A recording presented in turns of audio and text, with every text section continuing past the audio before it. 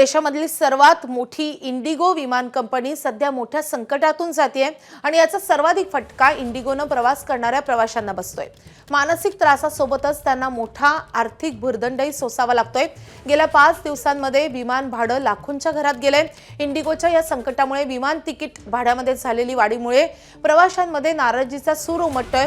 सरकारनं आता इंडिगोला आज संध्याकाळपर्यंत त्यांच्या रद्द केलेल्या विमानांच्या तिकिटाचे पैसे परत करण्याचे निर्देश दिले।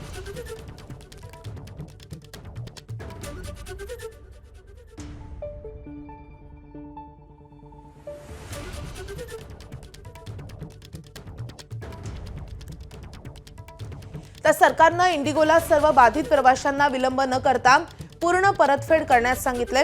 रद्द केलेल्या किंवा प्रभावित विमानांच्या परतफेडीचं काम आज 7 डिसेंबरला रात्री 8 वाजेपर्यंत पूर्ण करण्याचे निर्देशही देण्यात आलेत।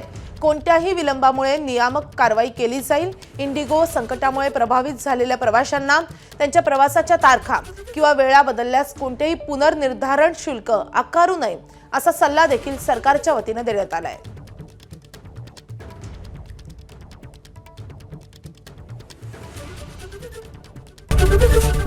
एबीपी माझा, उघडा डोळे बघा नीट।